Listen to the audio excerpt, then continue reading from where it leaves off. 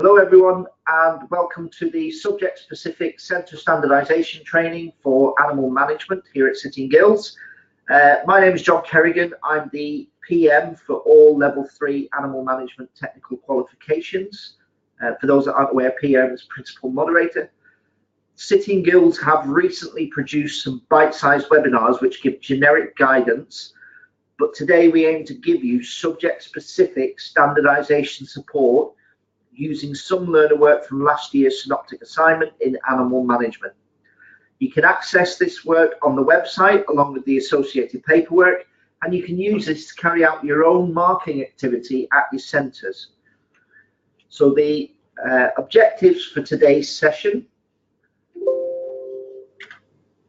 are to explain the justification of marks by the Principal Moderator for last year's synoptic assignment, and highlight some good practice in the use of Sitting Gills documents. We're also going to facilitate a standardisation activity and to remind you of typical activities for internal standardisation. Okay.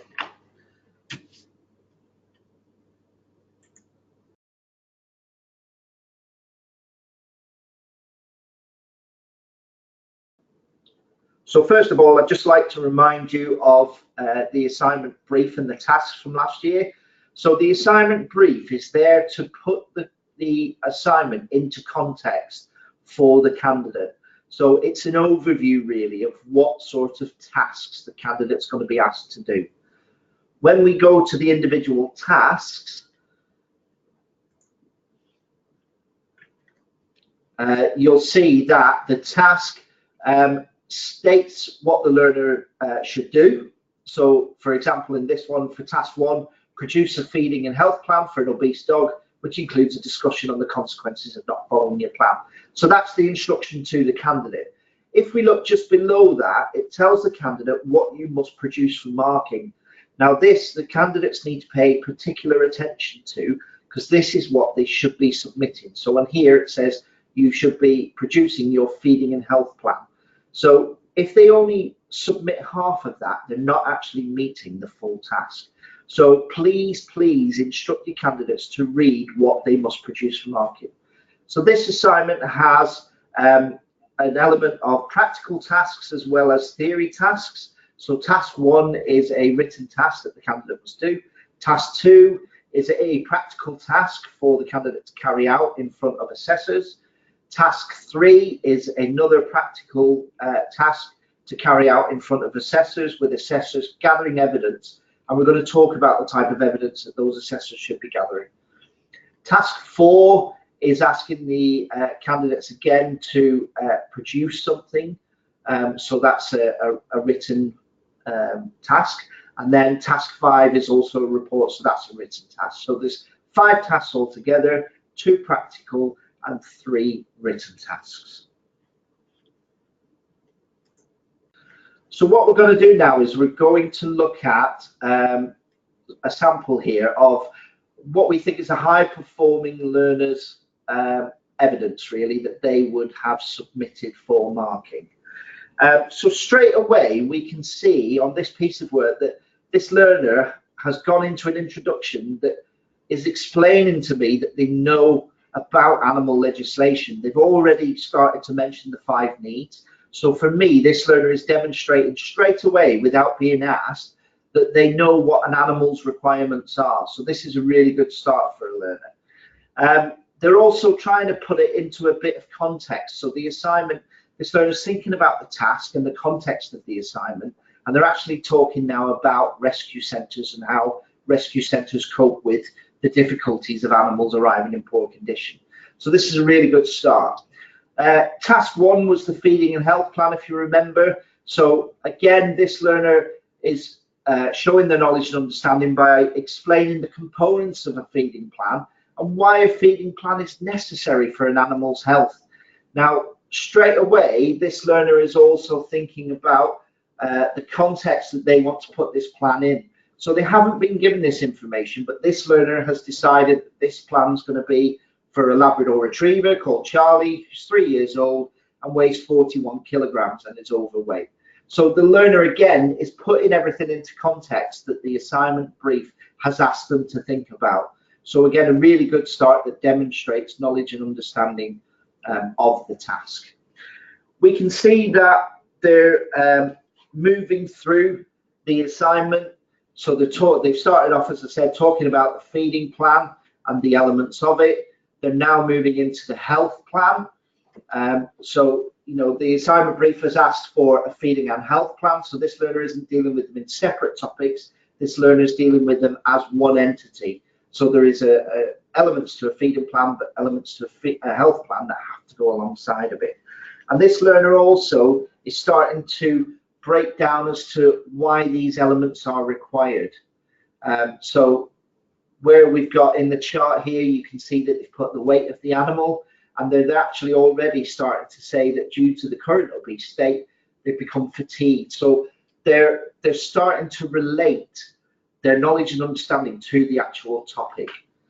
If we move over the page, we can see that they're talking about a calendar key, and then we can see the calendar that they have then produced, which indicates where the specific preventative care, etc., needs to be indicated.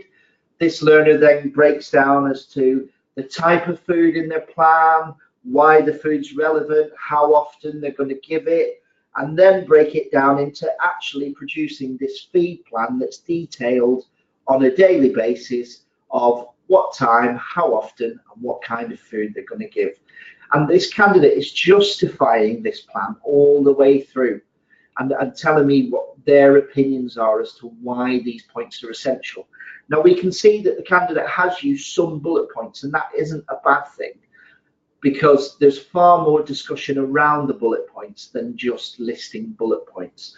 Whereas what we might find is that a lower level learner starts off with an introduction that just simply explains what they're going to do. So I am going to complete task 1 because this is what I've been asked. And then we'll literally start giving you bullet points about a feed plan should include this, this, and this, and doesn't really explain what should be in a feed plan or why it should be in there. So as we go through the assignment further, we can see that they're breaking down their exercise plan. So they're even talking about here in the exercise plan about things to check once the animal has had some exercise. You know, so they're relating it to the fact that this is an obese dog, and if you take it out for a 3-mile run straight away, this dog's going to suffer. So this person's considering the fitness state of the animal and how we need to build up that fitness. So again, this is demonstrating knowledge and understanding of the requirements of an obese animal.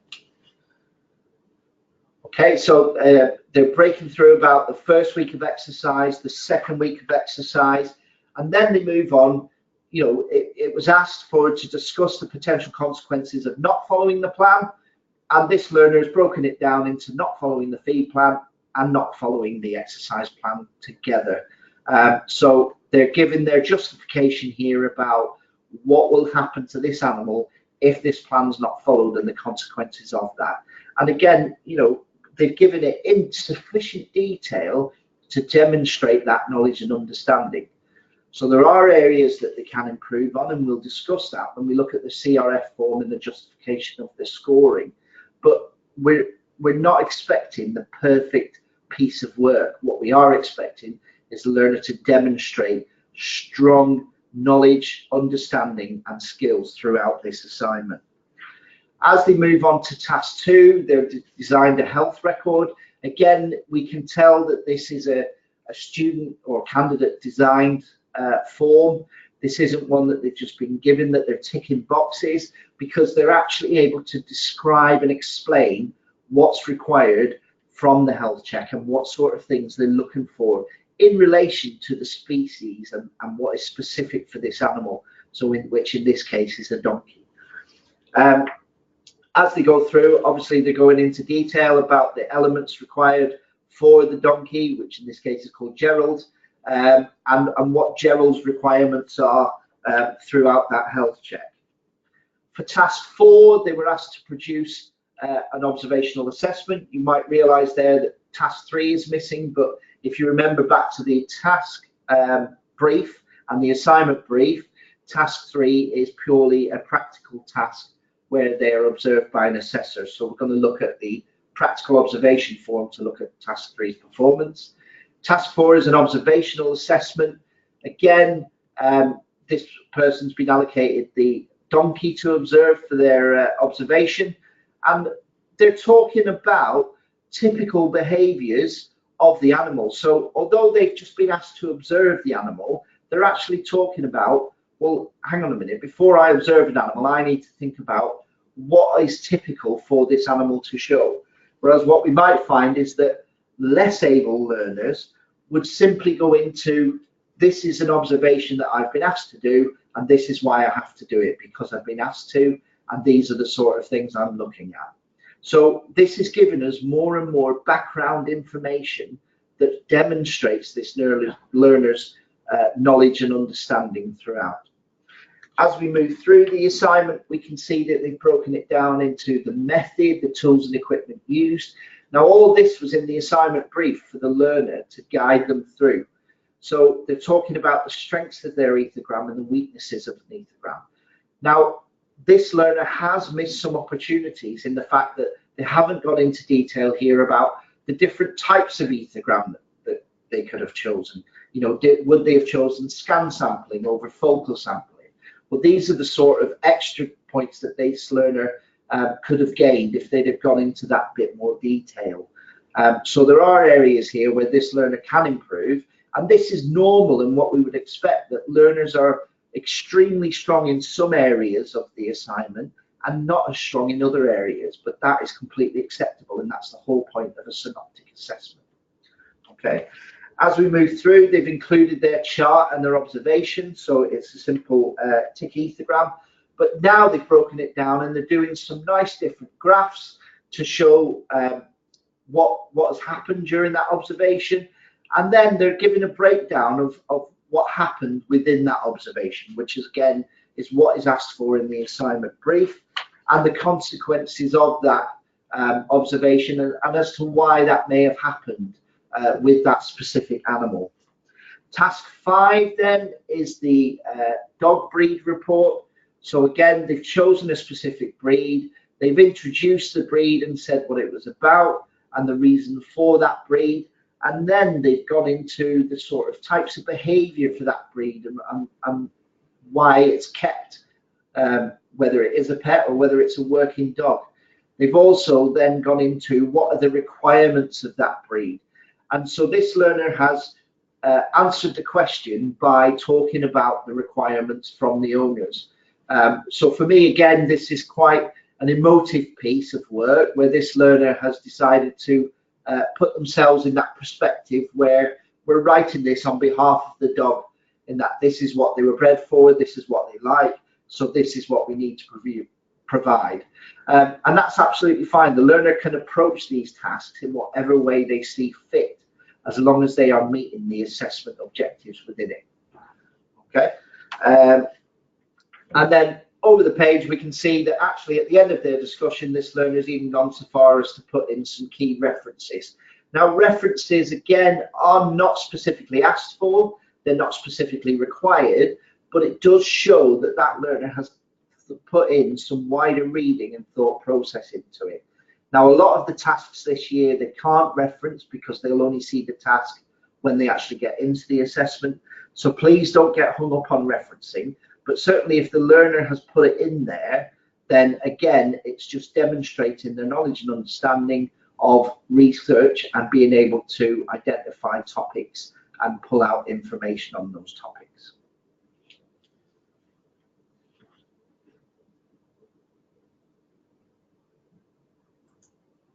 So what we're going to look at now is the practical observation form. So the practical observation form should be filled in for each learner.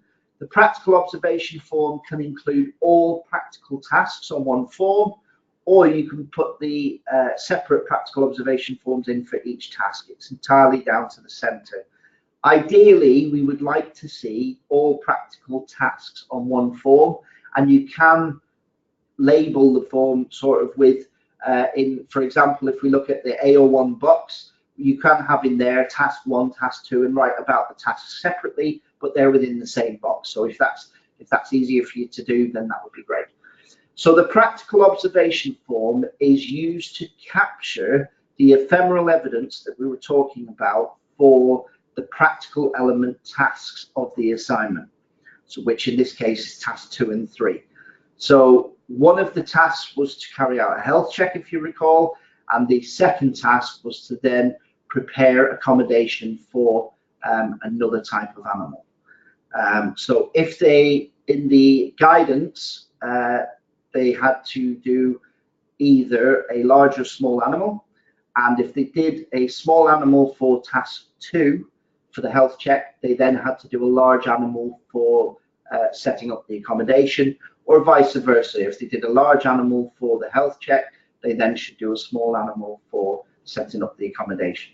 So in this case, this candidate carried out the health check on a donkey, which obviously is a large animal, and for their setting up the accommodation, they have utilized a hamster accommodation. So this candidate has met those requirements as far as that's concerned. So looking at the practical observation form, what we're trying to capture here is how the candidate performed against the assessment objectives, with some examples of what they did that demonstrates that performance. So what we don't want is a running commentary that the candidate entered the room, the candidate washed their hands, the candidate then went and picked up this piece. That's not what we're after. We don't want that running commentary. What we want is evidence of how the candidate performed using some examples. So here we can see, for example, for AO1, that Robin knew to follow the correct routine of washing hands, checking the diary and the health check prior to start. They gave a full, consistent range of knowledge, demonstrating depth and breadth of knowledge in all areas. Whilst checking the legs of the donkey, she fully explained what she was doing and what she was looking for, and related it to different issues such as hoof abscess, tendon damage, thrush, and white line disease. So here, the assessor is actually capturing some examples and giving some examples of how this candidate has demonstrated sound understanding.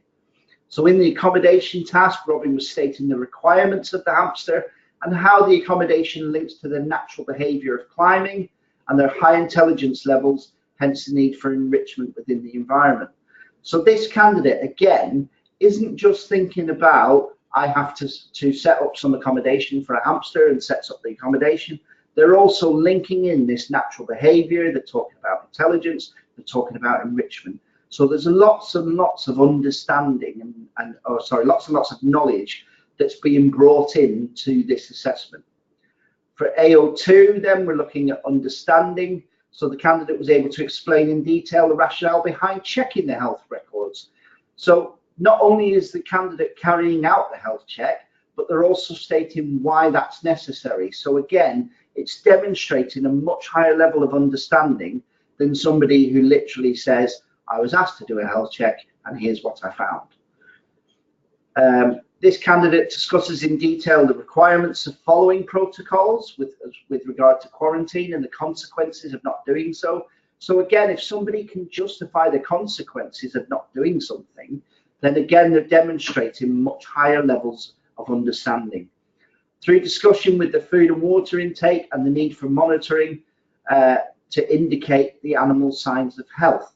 So again, this candidate is saying that, you know, not just through health checks, but also through other areas, we can get indications for the animal's health. Okay, they discussed TPR in the health check, and they link to factors of health such as infection and hypo and hypothermia. So again, the assessor is giving me examples of where the candidate is showing this higher level understanding. They were linking visual signs to factors of good and poor health. So again, that linking is really good evidence and consistently gives coherent and clearly justified explanations of the work and the topic. So again, this already, I'm starting to get the idea here that this candidate is a high performing candidate, just purely based on the evidence the assessor has given me here. So for AO3, which is their practical skills and the application of those practical skills, Again, they've checked the records, the diary and health sheets, then gathered equipment and approached the donkey in a confident manner, ensuring she communicated to put it at ease. So again, this is telling me this candidate knows what they're doing around this animal. If a candidate is slightly apprehensive about approaching an animal, then it may be that actually they're not that confident with it. And again, that's the type of evidence that you need to be capturing, whether the candidate is confident or isn't confident in dealing with the animal. And let's face it, we all know candidates that have some either phobias or fears or apprehensions about working with certain species. So in this case, the candidate then proceeded to health check the animal in a very thorough way, annotating throughout what she was looking for, what she had found, and what she would expect to find and why. So again, not just doing a running descriptive tick box of eyes it's got 2, ears it's got 2, or yes, they're there. This candidate is actually breaking down, this is what I've found. So this is how the donkey is showing signs of health. However, this is what I would be expecting to see if the animal was ill or if something was wrong. So again, excellent practical knowledge and skills demonstrated with the ability to follow the routine comfortably. So again, that tells me this candidate is confident and has worked with this animal a lot. During the accommodation task, Robin checked the old bedding for signs of diarrhea discharge and discussed why, as well as linking to sustainability.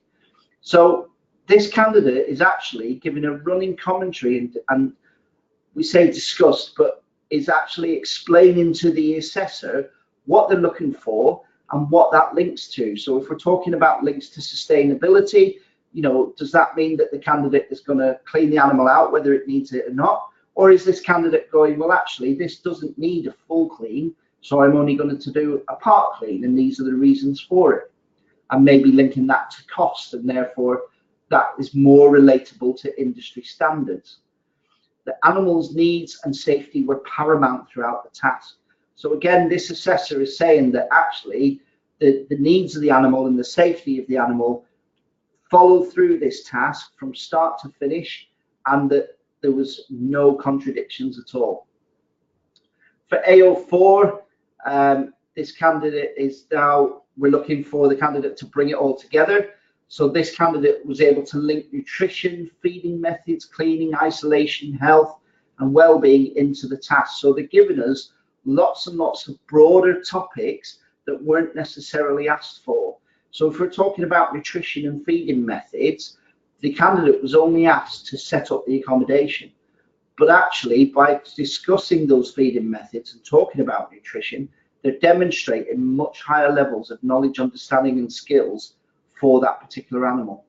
They're able to link ailments and ill health to the breeding species and history of the donkey and relate to the current use in the leisure industry. So again, thinking about relating this to industry standards, to common practices.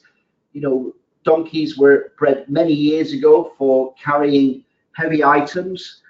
Now the heaviest items they carry is generally on the beach. So again, this candidate is actually thinking about this. They were able to deal with problems and that the string on the tying up hoop snapped as she tied up the donkey, and Robin pulled another piece of string out of her pocket and immediately retied the donkey. So this learner, on purpose or not, was prepared for a situation that arose during the practical and was able to problem solve and actually deal with it on their own without just going, oh no, the string has snapped. So to me, this learner is really high performing practically wise. They demonstrate holistic understanding across the task, and there's a wide range of skill, and it's to a high standard. So there's lots of evidence here that the centre are giving us as to why this candidate is performing really well. For AO5, in their attention to detail, they're highly focused on the task from the outset. They clearly come to the practical fully prepared, with a sound understanding of the requirements. So this learner isn't turning up going, what do you want me to do? This learner is turning up knowing exactly what they need to do and is able to do it competently and confidently. They continuously justified their comments and activities to enable them to achieve excellence. They were well read and researched. They were perfecting each stage of the task and double checking their work. An example of this, so again, you know, the assessor has said that they are excellent, they're well read and researched, and they were perfecting, and then they're giving an example of how they were double checking. So she was ensuring all of the clips are fastened on the hamster cage properly and none are damaged so that the hamster does not escape. As if it did, it would not meet the Animal Welfare Act, and that would be compromised. So this learner is actually again related it to legislation. So a really, really strong performance here from this candidate. Now, what I want to discuss here is the difference between, obviously you see in front of you there, a high performing candidate's practical observation form carried out by the assessor. Now, for a low performing candidate, we would expect to see a practical observation form still filled in with as much detail about the candidate's performance. So the detail should still be there. However, the content will be dictating the performance of the candidate. So it may say things, for example, that the candidate was unsure as to what they were doing and why when asked. So for AO2, they may have scored a low mark because they weren't able to demonstrate their understanding. I was putting substrate in with the animal because the animal needs substrate. I don't know what substrate it needs or why, but that's what I'm doing.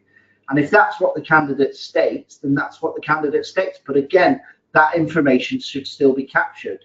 For AO3, it might be that the candidate was lacking in confidence with the animal, and that once they restrained the animal struggled slightly, so they just let it go again. And so again, the assessor should be capturing that sort of evidence to say that actually, although the candidate had worked with this animal before, the candidate still isn't confident with this species and therefore let it go when it struggled. For AO4, it might be that the candidate was only able to deal with single topics at a time. So we were asked to do a health check on the animal, and they simply stated that what its health was. They weren't linking in any other topics. They weren't talking about its behavior or its environment or its feeding and nutrition requirements. They were simply looking at what was in front of them and dealing with the health aspects. So again, that's what we would expect from a low performing candidate. And certainly for AO5, a low performing candidate may not have much attention to detail at all. So they may be forgetful. They may forget to put a food bowl back in with the animal. They may forget to put its housing back in, or they may forget to close the accommodation behind them. We've all met those learners that just forget certain aspects of the tasks. So again, what we want to see is that running, not the running commentary, sorry. What we want to see is that breakdown of that candidate's performance giving examples. So it might be that the candidate lacked focus and didn't have attention to detail in that they hadn't completed all elements of the task and that they'd left certain aspects unfinished. For example, they hadn't put bedding back in. So those are the sort of things that we need to see captured, even if the candidate is low performing.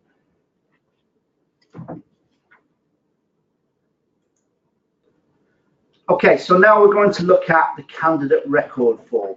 Now, this is an essential piece of information for the moderation process.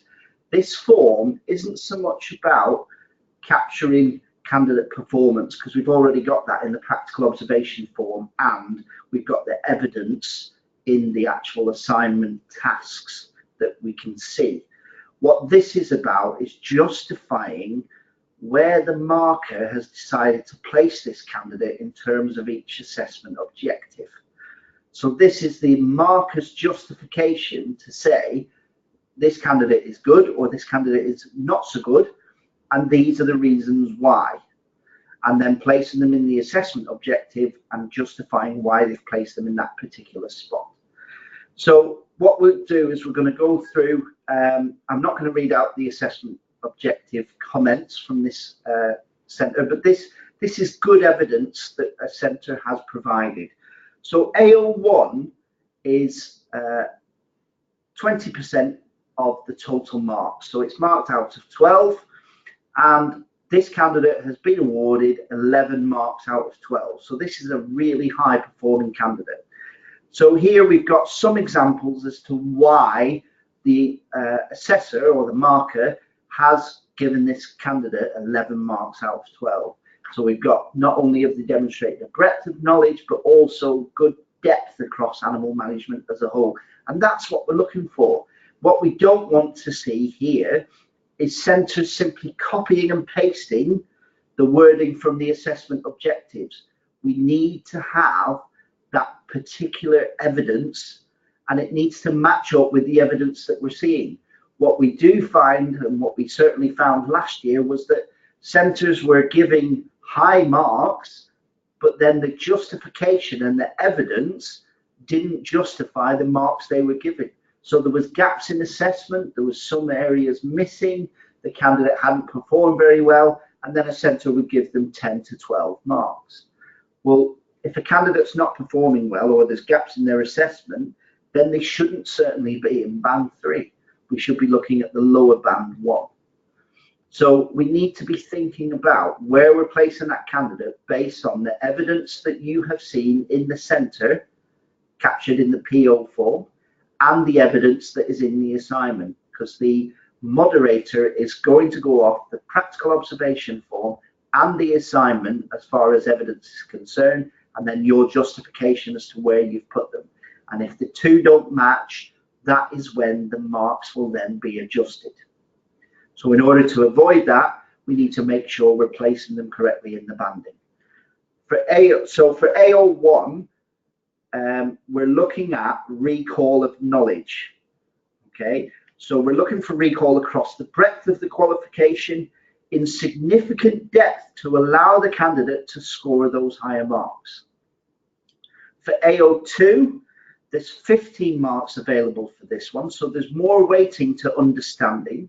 It's 25% of the total mark, and this candidate has scored 12 marks because they demonstrate understanding from across the qualification and make connections and the reasons, for example, the reasons why Australian cattle dogs are difficult to rehome, and relating this not only to genetics but different lifestyles, etc., and how simple solutions may not resolve the issue.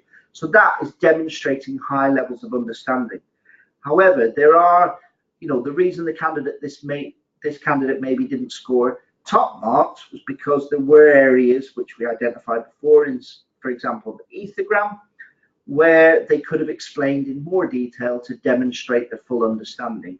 So again, this marker has identified those areas and has said, well, actually, they're good, they're not perfect.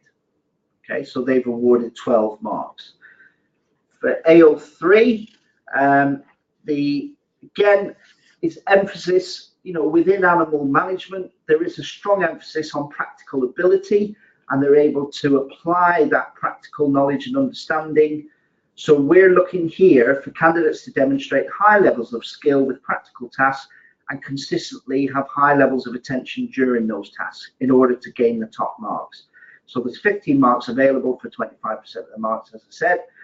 This candidate has scored 15, so the highest mark possible. So this isn't saying that the candidate is perfect. Okay, we're not after perfection. But this is saying that actually this candidate was pretty faultless in that they showed consistently high levels of skill. They completed the task confidently and competently, and were able to demonstrate problem solving, and they were able to focus on industry performance and timescales. So again, the marker here has justified giving the top marks, and that's well justified, and certainly the practical observation form also reflects that, in that the candidate was pretty spectacular within that performance. AO4 then is bringing it all together. So there's 12 marks available in total for this, for 20% of the total marks. Now AO4 seems to be an area where some centres struggle to justify AO4 marks.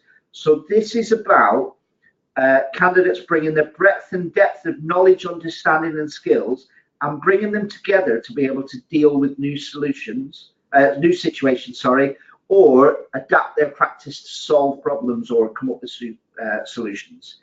So it's looking at their holistic approach to work. So where we may ask the candidate to do one thing, This is where the candidate will go, actually, you've asked me to do this, but I can also bring in evidence of this and bring in evidence of this to show my knowledge, understanding and skills throughout. Okay, now for AO4, this candidate scored 10, as there were some great examples of the candidate using various skills, knowledge and understanding, such as adding enrichment, okay, even though it wasn't required, and bringing in other aspects as nutrition and behavior to the health assessment. They could have improved their mark by discussing behavior with regard to the health plan, and also how life stage or health may affect behavior seen in observations. So those are some areas really where the marker said that they could have actually gained some extra marks. Okay, so they've awarded them 10. So they're still top band, but they're not quite at full marks. AO5 then is attention to detail or perfecting. There's 6 marks available, so 10% of the total marks. Now again, centres seem to think that attention to detail is spelling and grammar. Okay, that's not the case. That's not what we're looking for here.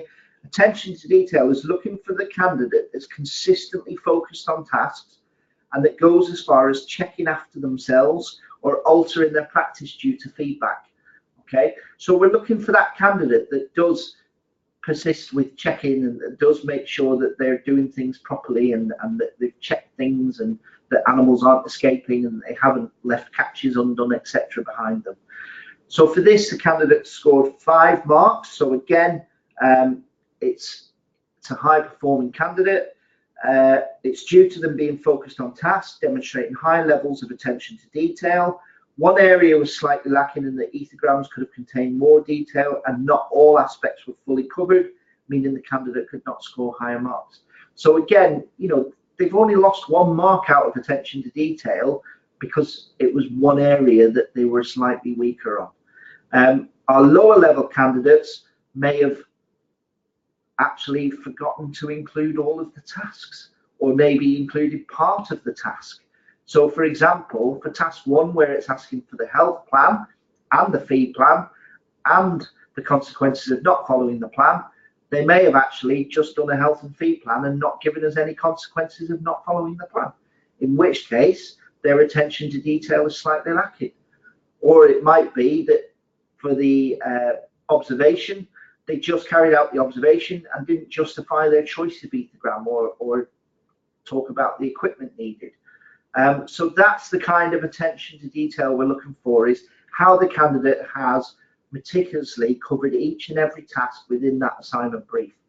Okay, so it's really important here that you as a centre justify your marking to the moderator. Okay, we're not justifying it to the candidate, you're justifying it to the moderator. These are the marks I've given them and this is why I'm giving them the mark allocated.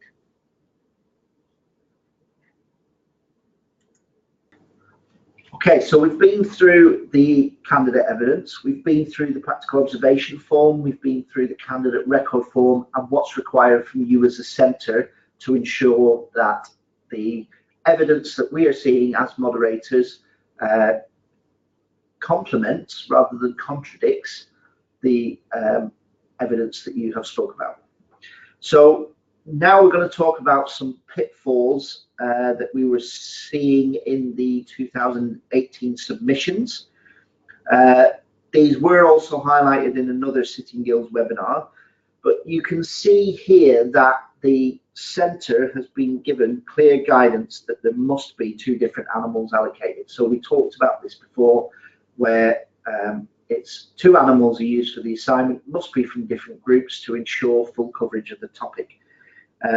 So the 2 animals should be allocated so that it doesn't disadvantage their ability to access all of the marks. We had some candidates that in their assignment wrote they were not confident working with the animal because it was only the 2nd time they've handled that animal.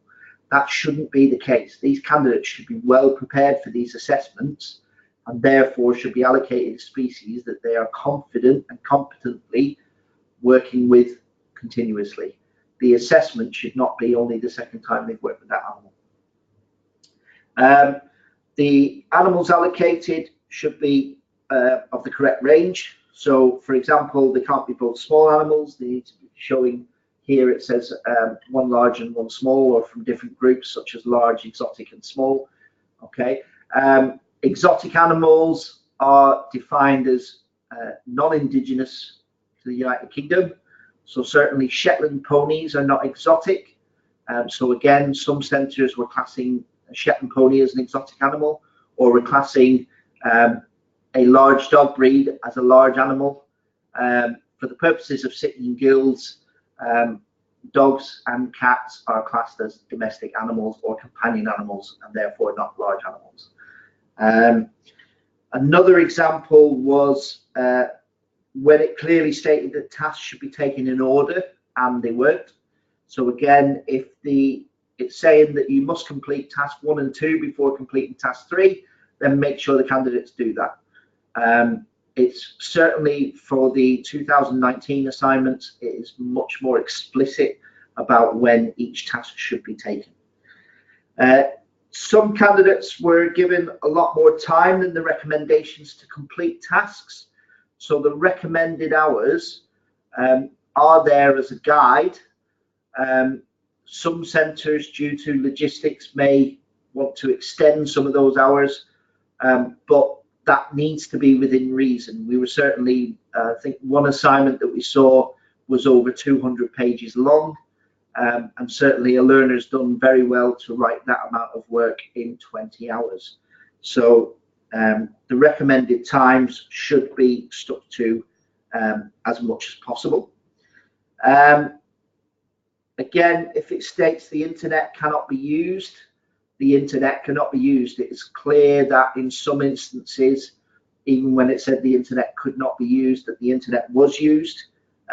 So again, you would be passed through for investigation if that was found to be the case. Some candidates are given templates to help them complete tasks. So we were finding this certainly with the ethograms. We were finding templates within assignments where centres have given them lots and lots of guidance regarding the actual task and the requirements of it.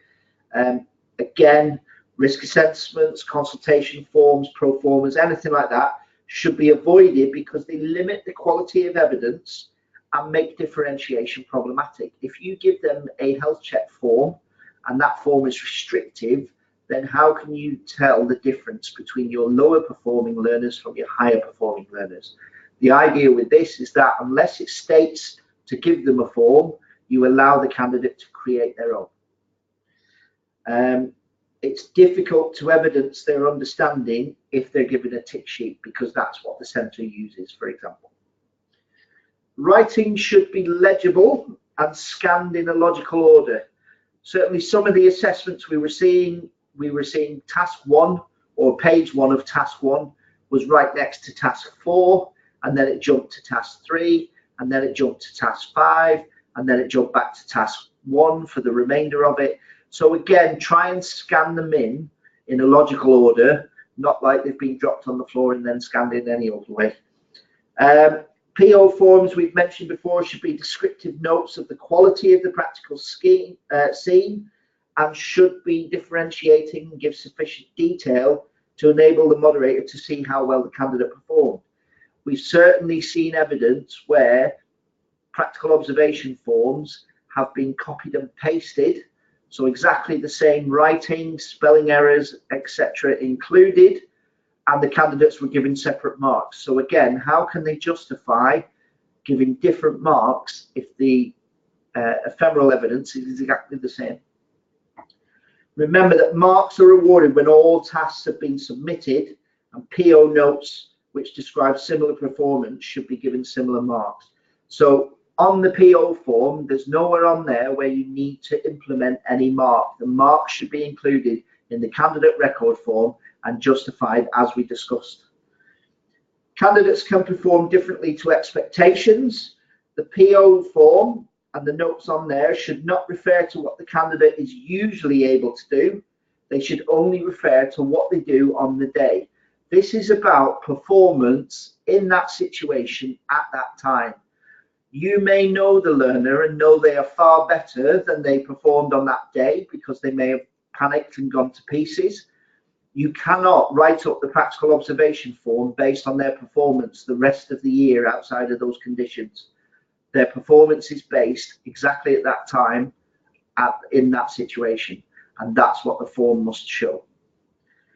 They can also perform differently on different days, so the note should encompass the mixed range of abilities within the tasks. So if they did well on, for example, a cow, but less well with the rabbit, this should show up and reflect their overall marks. So again, you may find they perform better in one practical than the other, and the evidence should be showing that. Remember, the evidence has to be reviewed by someone who may not have seen the assessment and who is not familiar with the center approach or the learner. So it needs to be completely clear, coherent, and comprehensive.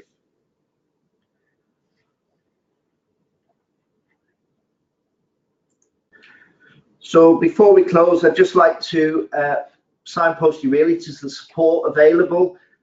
If you go onto the City and Guilds technical website, you will be able to find the Marking and Moderation Centre Guide, and that should basically be your go-to guide really for any questions you may have regarding marking or the moderation process from a centre point of view.